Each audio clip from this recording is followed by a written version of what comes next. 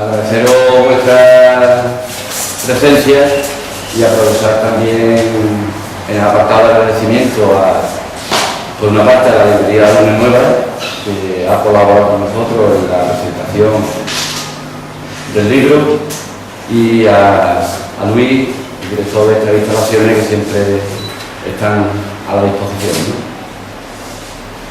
¿no? Queremos desde Jerez perder la oportunidad de que el compañero Gaspar estuviera aquí presentando el libro, un libro que ya lleva presentando por casi toda España, y en ese sentido para agradecerle también su presencia aquí, que además sé que viene a Jerez con ganas y sabiendo que en esta ciudad estamos en un territorio hostil de la derecha en la que nos gobierna, ¿no? Ya. Bueno, buenas tardes en primer lugar. El libro rojo es un intento de explicar la crisis económica como un golpe de mercado, es decir, como la utilización de esta oportunidad por parte del poder económico que nos ha traído hasta aquí, que es el poder financiero, que es el poder de las grandes empresas y los grandes patrimonios, para arrebatar, para quitar una parte de los derechos sociales muy sustancial de los ciudadanos y de los trabajadores. Los golpes siempre son un intento de arrebatar poder político y también derechos sociales y económicos. Y en este golpe lo que hay es un intento de arrebatar esos derechos sociales y económicos a los ciudadanos y también un intento de reducir la democracia a su mínima expresión. Por ejemplo, en estos momentos el gobierno, nuestro gobierno español, ha anunciado una reforma de la ley de pensiones, una reforma de las pensiones públicas. Bueno, no es una reforma, no es cierto. Es un hachazo a las pensiones públicas y sobre todo es un intento de reducir una pensión que se consideraba hasta ahora un derecho conseguido por el trabajo de los ciudadanos únicamente a una medida de beneficencia, a una pensión pobre. Y sobre todo con el interés de crear un mercado precisamente para aquellos que han provocado esta crisis económica, es decir, los mismos que provocaron la crisis especulando con el medio ambiente, especulando con el urbanismo y especulando con las finanzas, quieren ahora especular con las pensiones, quieren ahora hacerse con un pedazo de las pensiones públicas como pensiones privadas, como fondos privados de pensiones. Ese sería un ejemplo de cómo esta crisis económica está siendo aprovechada fundamentalmente por los que han provocado la crisis, por un 1% de la población europea y de la población española, por los que tienen el poder, por la plutocracia, podríamos decir, para acabar con los derechos de los ciudadanos y también para acabar con la democracia. Pongo el ejemplo de la democracia. Hoy mismo el Consejo de Ministros dice haber aprobado unas medidas contra la corrupción política. No es cierto. Hoy lo que ha aprobado el Consejo de Ministros no es castigar a los especuladores, no es castigar a los corruptos. Sobre todo lo que ha aprobado el Consejo de Ministros es castigar a los ciudadanos, castigar a los ciudadanos, castigar a aquellos que se movilizan. Es decir, estamos ante el Código Penal del malestar, ante el Código Penal de la plutocracia. Teníamos hace unos años el Código Penal de la democracia. Hoy el gobierno ha aprobado el Código Penal del malestar, en el cual hay una parte engañosa en la que el gobierno dice luchar contra la corrupción, lleva diciendo desde hace años, pero en realidad el gobierno no ha asumido ninguna responsabilidad con respecto a la corrupción, pero lo fundamental de la reforma del Código Penal es un Código Penal autoritario. Es decir, es la sustitución del Estado social, del Estado de los ciudadanos con derechos, por el Estado penal, el Estado de los ciudadanos atemorizados ante la policía y ante el Código Penal. Eso es lo que el gobierno ha aprobado en el día de hoy que denomino el Código Penal del malestar, porque casi todas sus medidas van en ese sentido. Y están, eso sí, envueltas en un papel de celofán que es el populismo penal. Es decir, que una pena, la pena de prisión permanente revisable, que no es otra cosa que la pena de cárcel perpetua, ¿no?, de cadena perpetua, pues va a solucionar los problemas del país. Este país tiene menos nivel de delitos que la media de la Unión Europea y sin embargo tiene más encarcelados que ningún país de la Unión Europea. ¿Qué es lo que está pasando? Pues está pasando que las penas no se corresponden con los delitos y que no hay alternativas a la prisión. Y ahí sigue machacando a la derecha en el mismo clavo, a sabiendas de que la cosa no se soluciona de esta manera, sino que lo que hace es empeorar para la inmensa mayoría de los ciudadanos la situación de la sociedad española. Bueno, quería dar esos dos ejemplos para un poco representar lo que pretendo demostrar en el libro, ¿no? Y el libro también no es solamente un diagnóstico, porque ya está bien de diagnósticos, sino también es una propuesta para responder a la crisis económica y a la crisis política. Yo afirmo en el libro que es sobre todo una crisis política, más que una crisis económica, ¿no? Es verdad que hay una crisis económica y que tiene consecuencias sociales muy graves. Hoy mismo Intermon Oxfam ha hecho público la previsión de lo que puede ocurrir en los próximos años en materia de pobreza y de desigualdad. Si se mantiene el actual marco y la política de austeridad, en unos años habrá un nivel de pobreza aún más insoportable que hoy, estaremos en torno al 30% de pobreza. Y por otra parte también la desigualdad será cada vez mayor. Somos uno de los países con Letonia de los más desiguales de Europa, ¿no? Yo creo que eso demuestra las consecuencias sociales y económicas de la crisis. Pero la crisis sobre todo es una crisis política. Es la crisis del modelo neoliberal, porque la política neoliberal es la crisis. La política neoliberal que concentra la riqueza en muy pocas manos y que niega los derechos a los ciudadanos es la misma crisis política que hoy estamos viviendo. Por tanto, frente a esta situación, lo que hace el libro es un llamamiento a la movilización, un llamamiento a la resistencia y un llamamiento a la unidad. La idea de este libro, que yo espero que se plasme en los próximos tiempos de cara a las próximas elecciones europeas, es la idea de un frente amplio, de un frente que permita articular la respuesta de la izquierda política y la respuesta también de los movimientos sociales. En ese sentido, pues en los próximos días, en los próximos meses, tiene que acentuarse, tiene que incrementarse la movilización social frente a las duras medidas que ha anunciado el gobierno. El gobierno no solamente aprueba un código penal, el gobierno no solamente aprueba una contrarreforma de las pensiones, el gobierno pretende aprobar también una contrarreforma local y otra reforma laboral. En definitiva, una devaluación continua, una devaluación permanente de los salarios y de los derechos de los ciudadanos. En ese sentido, es necesario dar una respuesta con formas tradicionales de movilización, pero también con formas nuevas de movilización. Nosotros hemos dicho que el gobierno no tiene legitimidad en estos momentos para recortar el modelo de pensiones. El gobierno no tiene legitimidad para recortar el modelo de pensiones y mucho menos para cambiar el modelo de pensiones por un modelo de beneficencia, porque no lo ha anunciado en campaña electoral y porque no tiene el aval de los ciudadanos para hacerlo, ¿no?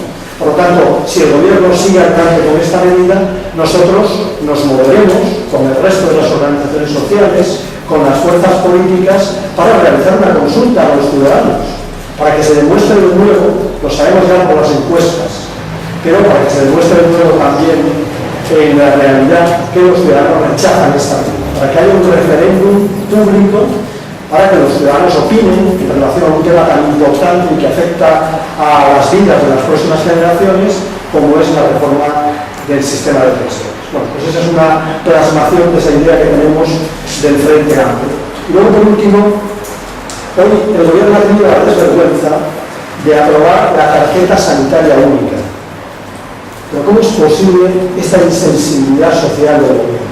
Aprueba la llamada tarjeta sanitaria única para que los ciudadanos piensen que todos los ciudadanos, por el mero hecho de serlo, tienen derecho a la salud. Eso existía hasta hace poco tiempo. hasta que llegó el gobierno del Partido Popular y suprimió el derecho universal a la salud. Ahora hay 1 millón de ciudadanos sin derecho a la salud en España. Y sin embargo se permite aprobar una tarjeta sanitaria única. Dirán una tarjeta sanitaria para algunos, porque a otros no van a tener la oportunidad de disfrutar de la sanidad. Pero hoy mismo sabemos que el gobierno ha puesto en marcha un copago en los hospitales. No solamente tenemos copago farmacéutico en las farmacias, sino ahora también en la farmacia hospitalaria, donde no puede decir el gobierno que el copago sea un elemento disuasorio. En el hospital, la farmacia que hay es de enfermedades graves. Por tanto, ahí lo que se juega uno es la vida. A mí me parece un ensañamiento del gobierno con los más débiles la introducción del copago en los hospitales, y además se hace sin conocimiento por parte del Congreso de los Diputados. La ministra compareció hace 2 días en el Congreso de los Diputados y no dijo ni palabra, no dijo ni palabras al respecto, ¿no? Y ahora nos encontramos por sorpresa con que la ministra, por una parte, profundiza en el copago, aumenta la exclusión de ciudadanos en la sanidad pública española y se permite en un Consejo de Ministros decir, bueno, ahora ya tenemos una tarjeta única para el país, para el conjunto del país. Yo afirmo que esa tarjeta única no va a permitir a los ciudadanos acceder al sistema sanitario. No solamente a los que no tienen cobertura, sino a los demás. Porque lo que ha introducido el gobierno con esta política de exclusión sanitaria es un lío organizativo en el Sistema Nacional de Salud muy importante. De tal manera que cuando llega alguien al Sistema Nacional de Salud tiene una primera barrera, que es la barrera burocrática, y una segunda barrera, que es la barrera económica, que ha introducido este gobierno a través del copago. Por tanto, la tarjeta es únicamente una política de imagen del gobierno, pero que en realidad la paradoja es que nunca ha habido menos acceso al sistema sanitario público en España en los últimos años, nunca ha habido más dificultades para que haya una equidad en el acceso a una justicia sanitaria en este país.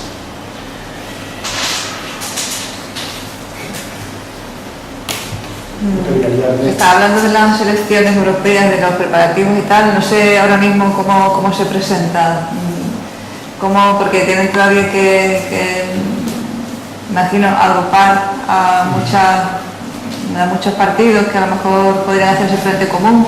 ¿Cómo está ahora mismo esa negociación? En este momento hay contactos entre fuerzas políticas, organizaciones sociales, pero yo creo que el esfuerzo unitario todavía está pendiente, ¿no?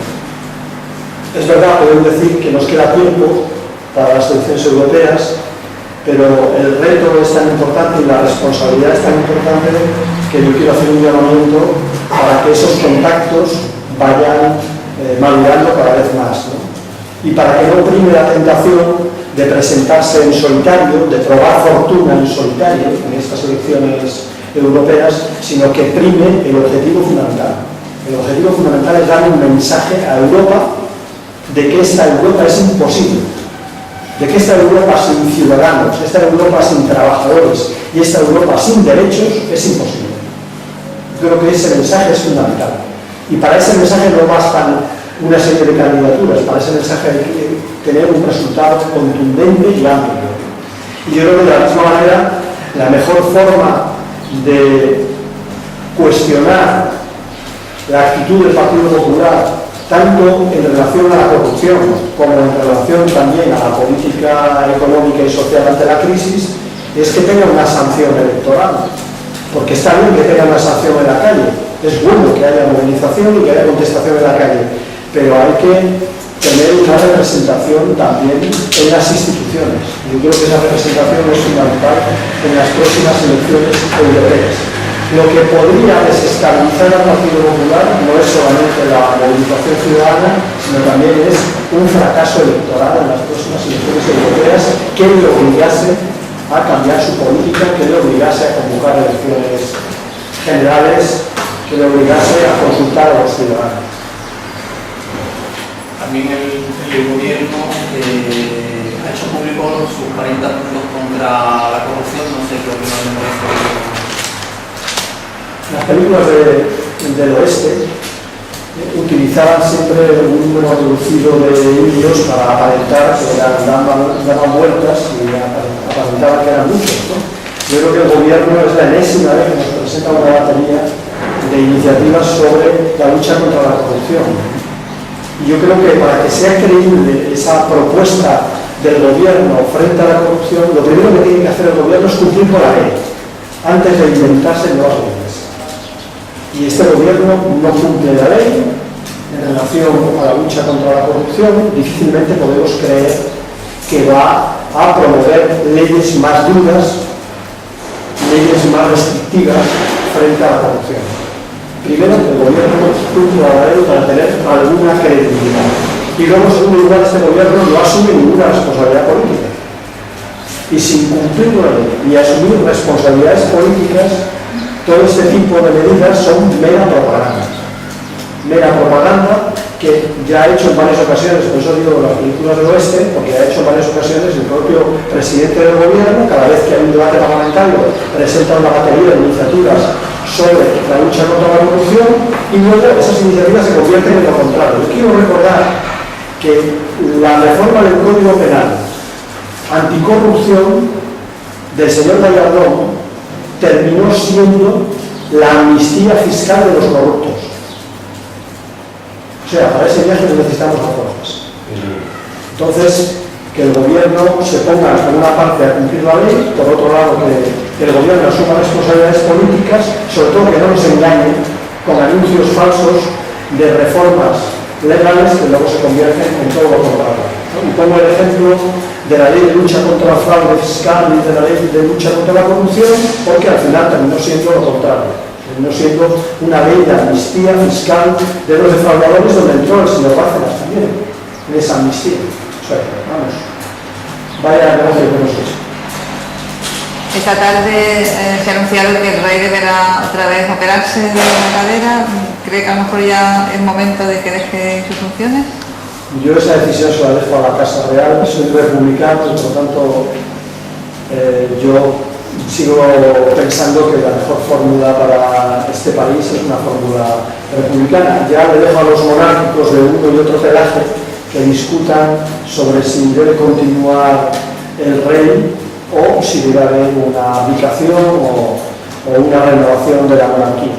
Ellos verán. Yo creo que es un modelo caduco y creo que la situación del rey es una metáfora con respecto a un modelo que está caduco en España y no solamente en España. En otros países europeos también tienen las mismas dificultades. También se plantean los mismos debates, si la abdicación, si no la abdicación. Yo creo que hay un problema de fondo, que es el modelo monárquico, que es un modelo que, al igual que las insuficiencias de la propia democracia, no se corresponde con las demandas que tienen hoy los ciudadanos. Demandas de participación y de decisión en todo lo que les afecta, incluido la jefatura del Estado. ¿Cómo se ha encontrado Jerez y le ha gustado la situación de Jerez o que conoce la situación? Bueno, tengo poca, digamos, oportunidad de conocer porque vengo a un acto público y no quisiera ser yo el que estableciera reflexiones sobre Jerez. He hablado con mis compañeros y me han comentado de la situación económica del municipio, también pues, la actitud política del gobierno del Partido Popular, y yo me sacaré de ahí las conclusiones con respecto a la situación del conjunto de Jerez y del conjunto de los municipios de este país. Yo creo que en materia local hay una agresión sin precedentes contra el municipalismo por parte del gobierno con la excusa del ahorro y con la excusa de la lucha contra el déficit público, ¿no? Una agresión contra el municipalismo que tiene una parte muy importante en la reforma local y que puede hacer, si sale adelante, yo espero que no salga adelante, que temas tan importantes como es la atención a los ancianos, como son los servicios sociales, como es la política de igualdad, pues prácticamente queden en nada. Es decir, que asistamos a una reconversión dura de los servicios sociales en nuestro país que, en relación a otros aspectos del sistema de bienestar, es el pariente pobre del sistema de bienestar en España, ¿no? En España hay los servicios sociales, las políticas sociales. Pues si el gobierno saca adelante esta iniciativa, cabe el peligro de que nos quedemos sin una parte sustancial de los servicios sociales, y hay que recordar que protegen a 700.000 personas, el 70% de ellas ancianos, y hay que recordar que ocupan, mediante empleo cualificado, a más de 50.000 trabajadores los servicios sociales. Y eso hoy está en riesgo con la reforma local del Partido Popular. Esa reforma local unido a las políticas de financiación restrictivas con los ayuntamientos, están situando a los municipios ante el colapso. En muchas materias la situación municipal es límite. Todo con el argumento de la lucha contra el déficit y también incluso utilizando demagógicamente también al poder municipal, pero yo creo que es un poder muy cercano a los ciudadanos que están en riesgo. ¿Dónde podremos encontrar el libro? Ahí Pero que lo vais a distribuir también. Ahí está la compañía de la librería. Es una pequeña editorial, con lo cual vamos, me imagino que Para saber cómo lo vais a distribuir así a nivel general. ¿Desea alguna pregunta más? Gracias.